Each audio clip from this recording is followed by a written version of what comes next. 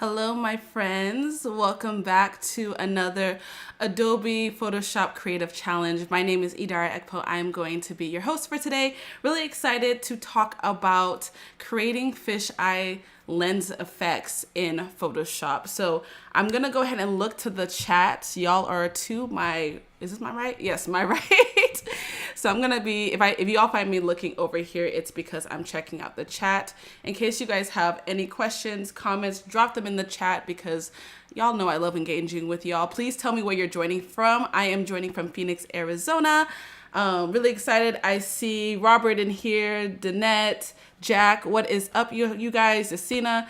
Welcome, you guys. I'm really excited to talk about how to create the fisheye lens effect. If you want to work alongside me, you can go ahead and download your starter file. So thank you so much, Jack, for dropping that in the chat. So this is where we're going to focus on the image that we're going to be editing today, which I'm going to go ahead and show y'all. So let's go ahead and hop in. We have about 25 minutes, so not too much time, but of course, if you guys have any questions, let me know. I do see that Kane is joining from San Diego. What is up? I really want to go to San Diego. It is really gloomy. How's the weather in San Diego? Let's start there because it's really gloomy over here. In Arizona, surprisingly enough. So I feel like I need to be near a beach. Yeah. So we have this portrait that I shared with you guys. It is from a shoot that I did earlier, or actually towards the end of last year. And so I really wanted to kind of play around with more of a fisheye look.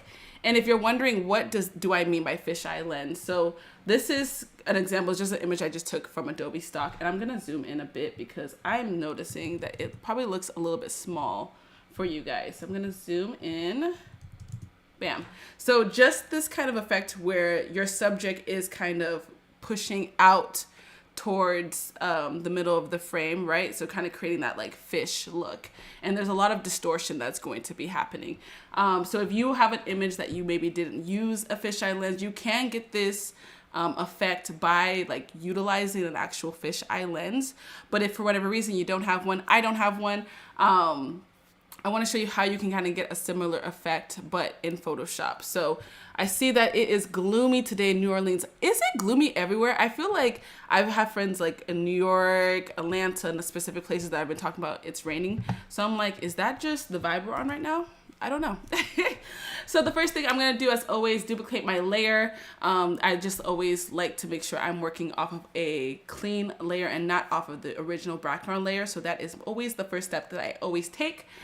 Before we get into how we can actually turn this into like a fisheye look, I'm going to do some generative fill to just kind of clean up this background just a little bit. So I'm going to click generative fill, generate, and it's going to go ahead and kind of clear out the concrete wall that you'll see that was a part of the studio. So I'm going to clear that out, bam. And I'm going to do the same thing here, generate fill, and we're going to go ahead and do that. And again, if y'all see me looking to my right, it's because I'm checking out the chat to make sure I am interacting with y'all. So we're going to go ahead and generate fill there, bam. So now that is full. And I like the way that looks. The floor is a little dirty, you know, and it may not matter in the actual image, but I just want to take this moment to kind of clean up the image and make sure that it looks as clean as I may want it to look. So, and I do have an example of what the final image looked like when I first did it. So hopefully we create something similar or even better, you know, even better. Let's see. So I'm going to clean up this floor. I personally love utilizing generative fill to be able to do that, only because it just makes things just so much easier. So it makes things easier to be able to clean things up very quickly, opposed to me going in and cleaning things up individually. Perfect. And can y'all let me know if my audio is good? Just want to make sure I'm not too far away from my mic. If I am, just let me know and I will fix that for you guys. So, all right, cool. So we've kind of cleaned up the ground a little bit. I see a few more spots that I really want to get rid of. Let's see. It's a beautiful day in Delray Beach, Florida. Okay, okay, good. Thank you so much, Danette. We have nice sunshine, but windy today in Sweden. Oh, Sweden? Yeah. Yeah, I love that, Robert. It's sunny in Chicago. Chicago. You know what? That's where I need to be. That's where my summer needs to be, Chicago. And let's see what we're doing. Cold, rainy, and windy all day. Okay, I love it. So we're all kind of, everybody but it seems like Jack in Chicago is dealing with some kind of wind or some kind of gloomy season. So have y'all ever spent a summer in Chicago? I have. I did last year. Like maybe I was there for about a week, and it was probably the best time of my entire life. So Chicago is where I want to be this summer. All right, perfect. So if I go ahead, let me just go ahead and group this so you guys can see that before and after. Bam. So that was just for us to be able to clean up the background because we want to start off from just a really clean base. So what I'm going to do, I'm going to ungroup that, is I'm going to duplicate this. Okay, cool. And then I'm going to group this. And the only reason why I'm doing that is because I'm going to merge all of this to one layer. Yeah, let's do that. Cool. Perfect. Then I think I'm going to crop this in. So the final image that I had was more of a like 10 by 10. And so I kind of want to crop this in to look more so like that. Mind you, I'm just freeballing this, like just going off of my eye. All right, cool. There we go. So just more of that rectangle. So that's where we started. And now we've kind of created that rectangle there. So the next thing that I'm going to do is I'm going to make sure that this is, let's see, convert it to a small object, and then I'm gonna click on rasterize layer. And this first thing that we're gonna do, and there's two different ways that you can kind of create that, what is it called? Fisheye effect. You can either spherize or you can do lens correction. I'm gonna do lens correction. I prefer just the look of that. But if we have time, I may show you guys how you can also do it the other way as well. So you'll see here, well, I went ahead, clicked on lens correction, and then I'm going to click on custom, and you'll see the remove distortion. And so I'm going to pull this to the right, and it's just going to pull my subject, like kind of push them forward, giving that fisheye look. So I'm going to pull it back. Let's see. I don't want to do too much because I don't want it to look like too aggressive. Let's just start there. Okay, cool. So you can see that before and that after there. And it kind of made some changes down here. Let's see. Is it because you know what? Before we do that. Okay, let's do this. Let's merge it and then make that the background. Oh, it's because I still have that on. Okay, perfect. Make sure that when you duplicate your generative expand, I'm only duplicating it so I can save these for later. Make sure you remove the eyedropper. Like, you don't want to see it because I was seeing a lot of effects here that I did not need to see. And that was why. Okay, cool. So I'm going to come back here, going to go to filter, lens correction, custom, and I'm going to pull back on the distortion just a bit. And I may want to come and kind of create some space above her head. I think I did a little too much there. Her face is now looking a little wide. And a lot of it is just like trial and error until you kind of get something that you like. Okay, let's just start there. Just very subtle. Okay, cool. Lovely. I'm going to go ahead and I kind of want to make this, let's see. I may want to make this a little bit smaller. So I'm going to go to edit, transform, and scale. And just kind of bring that in just a wee bit. Yeah, because I think I'm going to do that again. I'm going to go ahead and come around my subject. The reason why I'm doing this is I want to pull her in a little bit and then expand the background. I wanted more space above her head. So I'm going to select around her and then just convert or invert my layer, click around, click on, I just had it generated fill, and then generate again. And then it's going to go ahead and expand out the background there. Perfect. We're going to give it a second to do so. Okay, cool. Kind of added this little, I don't know what it did down here. It shouldn't matter in the end, but I'm just going to clean that up.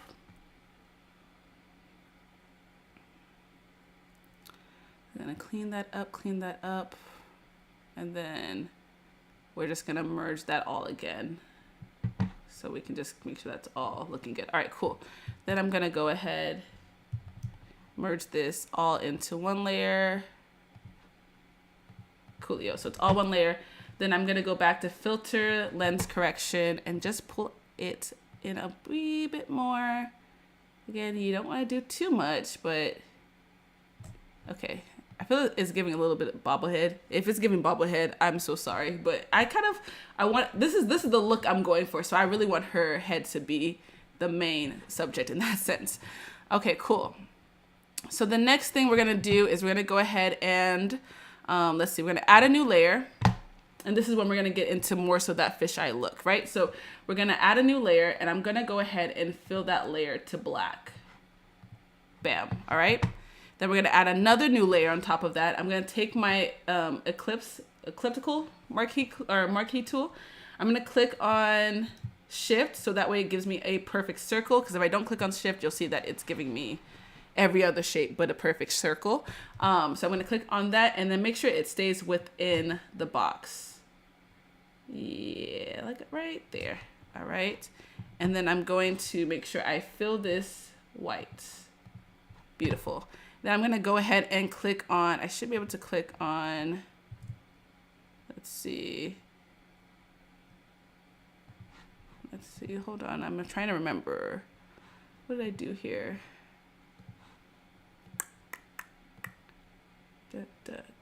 Okay, cool. And then I should be able to come down here. I'm going to click on his, make sure that this is still selected.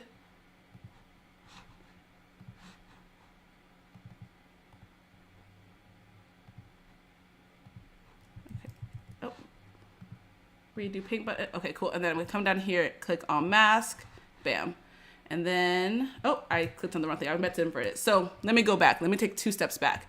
So I created the white circle, and then I wanna make sure that that circle is still selected. I'm gonna click on my first layer. I'm gonna invert the layer, and then I'm gonna click on mask. So then that way, oh, why didn't you do it? You're supposed to bring my subject out. Oh, okay, there we go. That should be why. So I'm going to hide the layer, make sure the circle is still inverted, or still selected. Click on layer 1, and then you're going to go Command-Shift-I to invert, and then you'll click on mask, and it's going to bring your layer out, your image out. Did you guys follow? If I need to show that again, let me know, because I confused myself with my steps. But you want to make sure that you're just kind of creating the circle just to kind of create the shape. You want to make sure that's hidden. You want to, once you make sure that circle is selected, you're going to click on your black layer. You're going to make sure that you invert the layer, and then you're going to create a new mask. And that's what's going to allow that image underneath to show through, creating that fisheye effect that we're going for, right? All right, thumbs up if you're following. I think everybody should be. I kind of repeated that just to be safe. Perfect. So now that we have that, what I want to do is I'm going to double click on my circle layer that I created here, and I'm going to feather out. I want the edges of that circle to kind of fade in. I don't want it to be so harsh. When it's harsh, it doesn't really look as, it looks fake. So I want it to look more fisheye, more spotlight-like. So I'm going to go ahead and feather out the ends there. All right, beautiful. Perfect. Lovely. And so let me show you guys that before and after with adding that lens effect. And at this point, I kind of want to go into coloring my image. And then I might come in here and I might add some color around the edge. Let me focus on color grading first. So I'm going to come down here, and I really want it to kind of give like a vintage vibe. So I'm going to focus on color grading my subject first. I want her skin to really pop. So I'm going to bring down the cyans. Ooh, don't want her to look too red. And when I do my color grading, y'all, it's just more so by eye and just trying to make sure that I am sticking to my subject's true skin tone. I don't want to impact it far too much, but I want to make sure that, you know, skin tones, I love rich skin tones, right? We don't want anybody looking dull over here, right? So we still want the skin tones to pop. So I'm going to go ahead and do that with the reds. I'm going to go ahead and name this reds. I like to do each color on an individual layer only because if I don't, what's going to end up happening is I'm going to want to change something and I'm not going to know what color or which layer, what color I'm specifically targeting. So I like to separate my colors when I'm doing selective color. So we've done our reds. We'll come here to yellows to see if there's any yellows in the skin as well. It'd be nice for me to drag it. Okay, cool. All right, not too much, not too much. Yeah. Again, I just do this all by eye. Ooh, yeah, I like that richness there. All right, cool.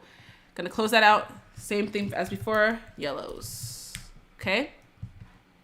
And then I'm going to now come back here. And what I'm gonna do is I'm gonna click on whites. I really want the white to give more of a kind of, okay, so my personal style is I love to add kind of green tones to my whites. It just kind of creates more of a vintage vibe.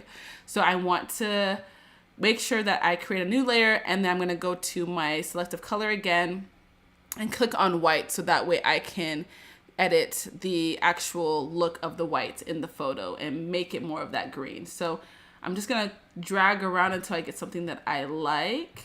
I'm gonna bring this the other way. Yeah, that's nice. Ooh. Ooh.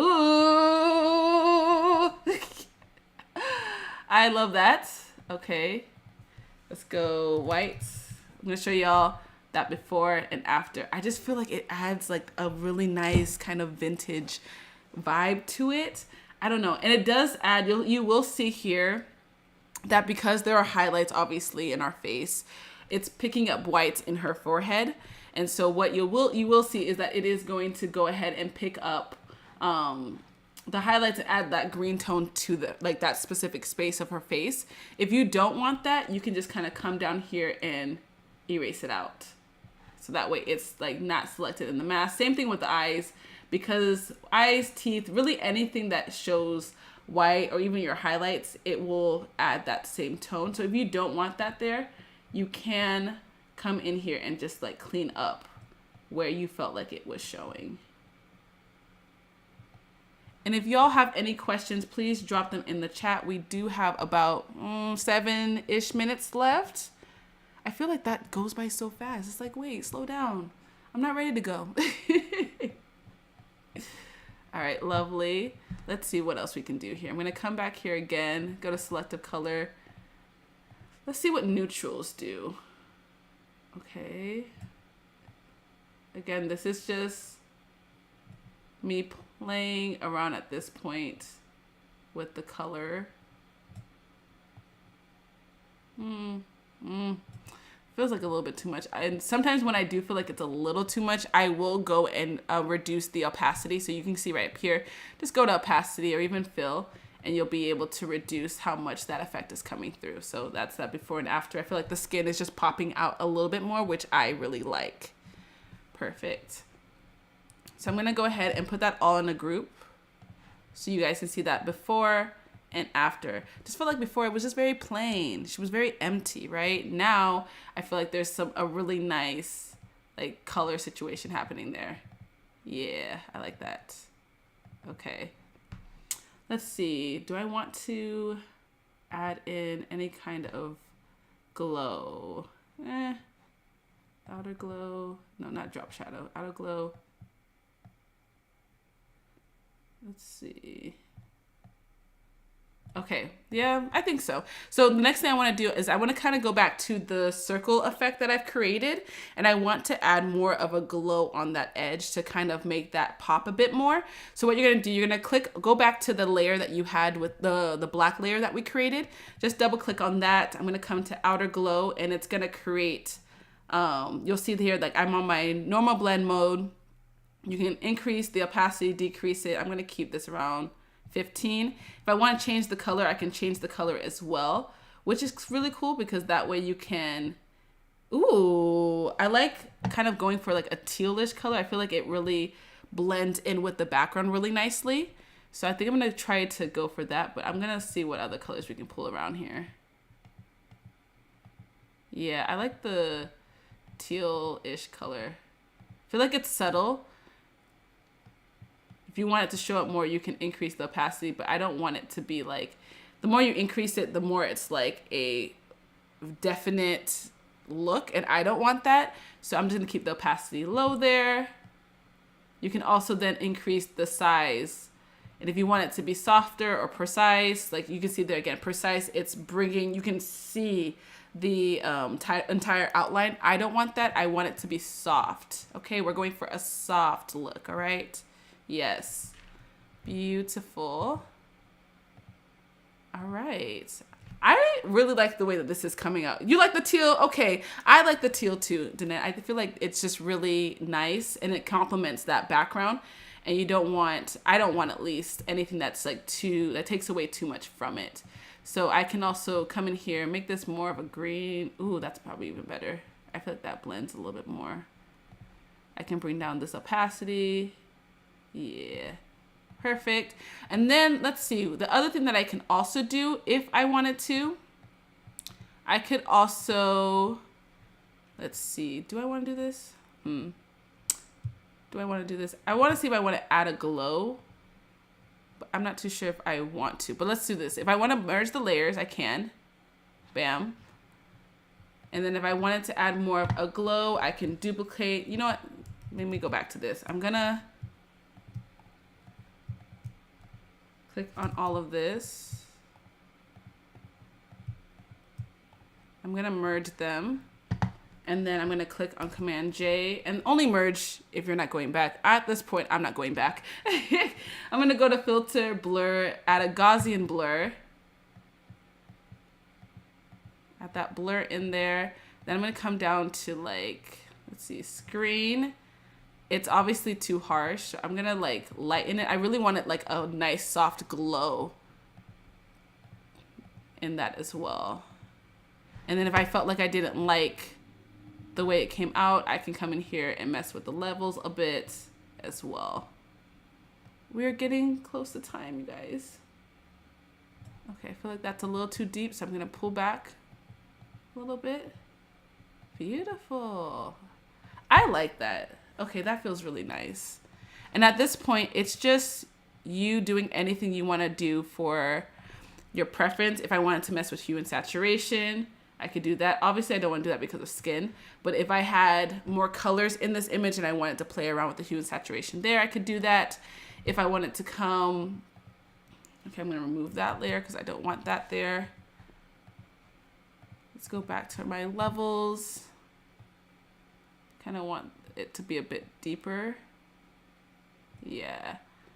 I also don't want it to be far too, I feel like now she's looking a little too orange. So I'm gonna come in here and try to like soften, add some cyans to kind of soften the skin a bit more. Yep, beautiful. All right, perfect. So we are about 2 minutes out from wrapping up, you guys, or completing this stream.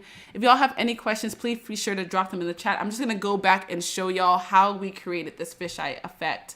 So of course we started off with our image. Our image was, actually I can show you here. Same image. So this is what the image looked like originally. I took the image that you guys will find in the starter file pack, and I just went ahead and cropped it down into more of a square. And then once I did that, I went ahead and I utilized lens correction to create that distortion that you're seeing there. So I did 2 layers of that, shrunk the image in. Then I created, and this is probably a better layer for me to show you the steps. I then created a black layer where I could create a new layer where it was black. And then I created another layer on top to create the circle. Then I masked them so that way the image will come through, and that way you would see that. And then I went ahead and did some color grading so that way the image popped a lot more. Lastly, adding in levels, selective color, just to really create some really nice balance. And this is the final image that we have. I really like this. I feel like this is really cool and vintage and something very different from my style.